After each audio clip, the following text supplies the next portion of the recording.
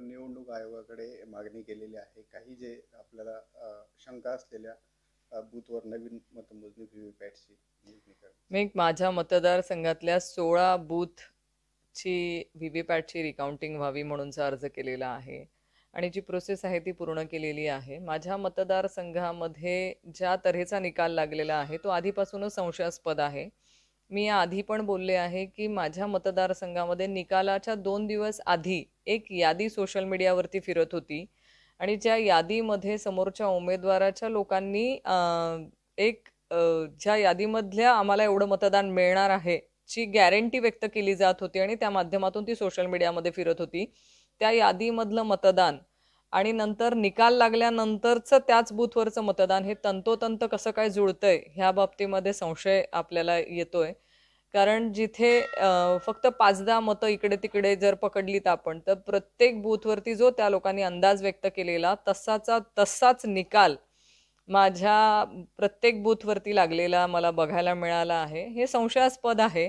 असा अजून कुठलाही ज्योतिषी जन्माला आलेला नाही की तो 2 दिवसानंतर जाहीर होणाऱ्या निकालाच्या बाबतीमध्ये एवढं परफेक्टली जाहीर आकड्यांसहित सांगू शकेल.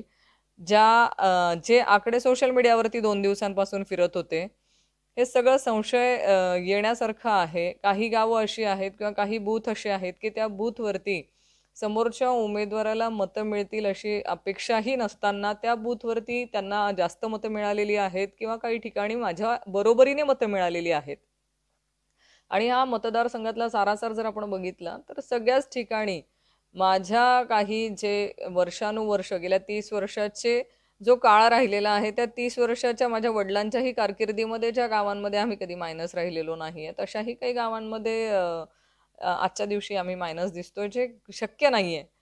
लोक कुठली लाट आली किंवा कुठलं योजना आली म्हणून लोक बदलत नाहीत. लोकांचा एक भावनिक आपल्या बरोबरचं जे जोडलं गेलेलं नातं असतं ते नातं कुणीही एवढ्या लवकर तोडत नाही. पण जे समोरच्यांकडनं सांगितलं जाते लाडकी बहीण असेल किंवा इतर योजना असतील माझा त्यावर विश्वास नाही. ईव्हीएमचा मिळवलेला विजय आहे हा लोकांचा कल नाही तर ईव्हीएमचा दिलेला कल आहे आणि तो आम्हाला मान्य नाही. राज्यामध्ये अनेक ठिकाणी आता काँग्रेस विरोधी पक्ष या संदर्भात आंदोलनाच्या भूमिकेत येणार आहेत. आपल्याही काही तसं आहे का?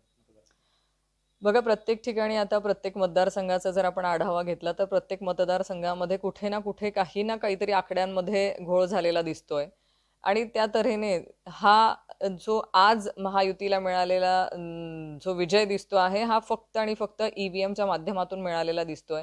आज अमेरिकेसारखे प्रगत राष्ट्र आहेत की जिथे टेक्नॉलॉजीने पण ती ॲडव्हान्स राष्ट्र पकडल्या जातील अशाही देशांमध्ये बॅलेट पेपरवरती मतदान होतं. तिथे ईव्हीएमवर मशीन वापरली जात नाही.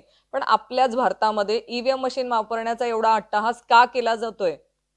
तुम्ही हे बॅलेट पेपरवरती इलेक्शन घ्या ना. तुम्हाला कसली भीती आहे? जर तुम्ही काही केलं नाहीये काळाभोर प्रकरण तुमच्या कुठल्याही या निकालामध्ये नाहीये आणि तुम्हाला विश्वास आहे की हा जनतेने दिलेला कौल आहे तर एकदा बॅलेट पेपरवरती निवडणुका होऊन जाऊ द्यात.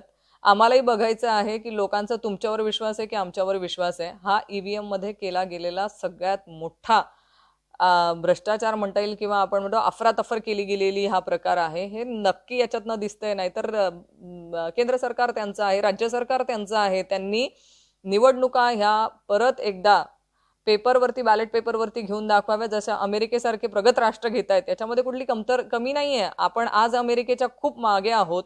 अमेरिका जिथे बॅलेट पेपरवरती निवडणुका घेऊ शकते तर मग आपलाच ईव्हीएमचा हट्ट का? ह्या सगळ्या सर्वसामान्य नागरिकांना पडलेला प्रश्न आहे.